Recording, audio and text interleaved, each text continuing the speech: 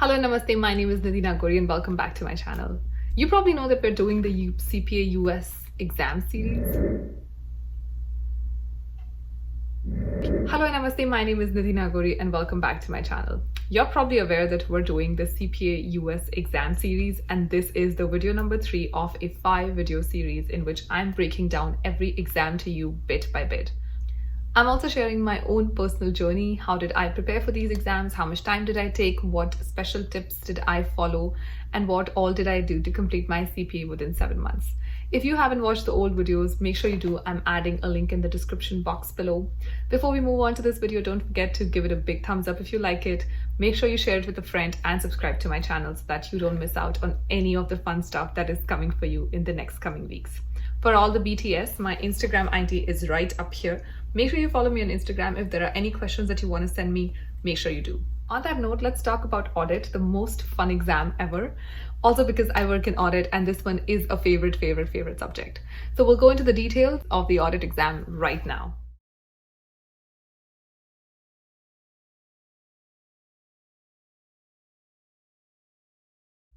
So the audit exam comprises of 72 MCQs and 8 questions that are asked through task-based simulations. If you remember the exam structure that has already been discussed in the first video, this is also a 4-hour exam.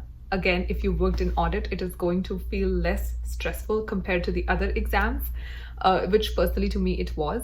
And if you haven't worked in audit, even then, if you prepare for it right, it still can be a tough and strong subject of yours. One thing to remember is that audit strongly correlates with your FAR, which is your accounting and reporting concepts. So make sure you are technically very skilled in those, and which is why I opted for the audit exam second. Once I got through my FAR, that's when I scheduled my audit exam. This exam took me about 20 days of preparation, partly because this is my line of work, and so things seemed relatively easy, or they seemed to be things that I had already known. If you don't work in audit, I strongly recommend you put in 10 more days at least. So make sure you're preparing for at least 30 days, just so that you can get to the required 75 or probably more than that. In terms of hours, I put in regular 3 to 4 hours on weekdays and the whole weekends. Yes, it's a big cut on your social life, but it's all worth it. And right now it's quarantine, so no better time to do this. So just like FAR, audit can be divided into 4 major sections. I'm going to go into them in details, and I'm also going to give you all the allocation percentages. So it'll help you plan your whole study plan around for audit. The first section is ethics, professional responsibilities, and general principles. This covers 15 to 25% of the exam. The second section is assessing risk and designing a planned response. This covers 20 to 30% of the whole exam. The third section is performing further procedures and obtaining evidence. This covers 30 to 40% of the exam and is the major chunk of this AUD exam. And the last section is forming conclusions and reporting. I do want to say that if you worked in audit previously, or if you've studied it even a bit, this whole section will feel very familiar. Of course, there are a few differences in the way the audit reports are written, but in general, the concepts do remain the same. So if you've assessed risk in a different country, that's going to remain the same. Your definition of audit evidence does not change, so that would remain the same. The audit sampling and all the concepts around it would remain the same.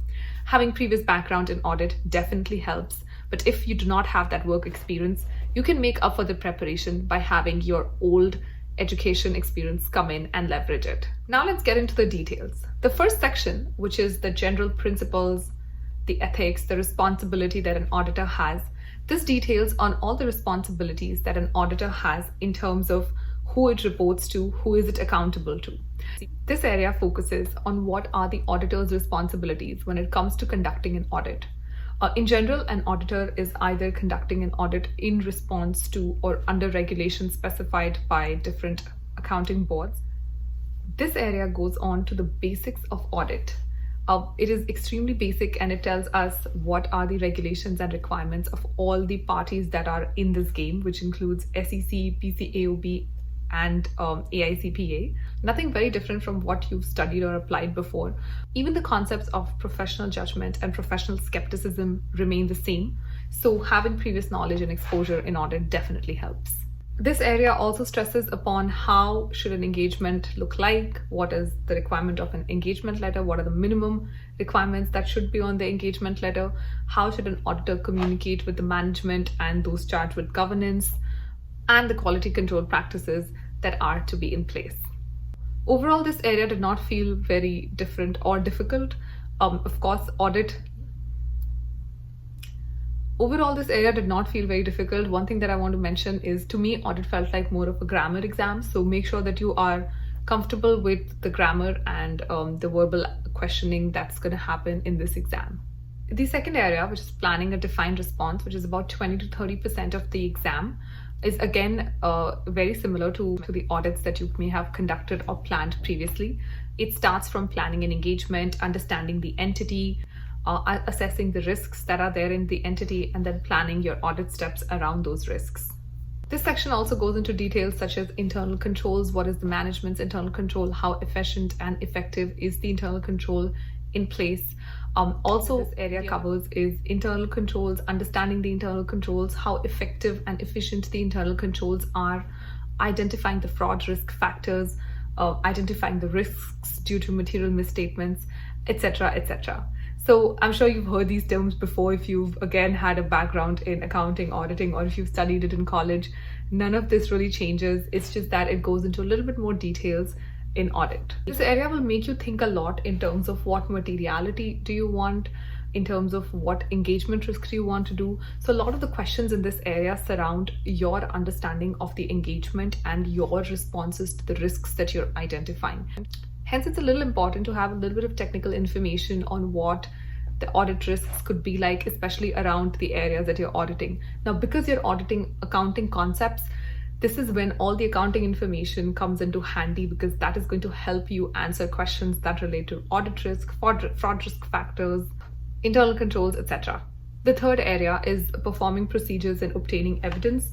Again, nothing really changes here. The evidence, the audit evidence, the requirement, the sufficiency of it, all of it remains the same across borders. So if you studied it or if you've used it previously, the concepts generally remain the same. It probably details a little more into the kind of audit evidence that is obtained: inquiry, observation, confirmations, recalculations, analytical procedures, other kind of procedures, etc. So it is a very comprehensive mix of all of these, and you have to be able to differentiate between the different types of audit evidence. But in general, as long as you understand the details into the technicality of it, then this should not be a problem area at all. Finally, the last section is about reporting, which is audit reports, matters, other matter paragraph, emphasis of matter, writing the whole report up, etc.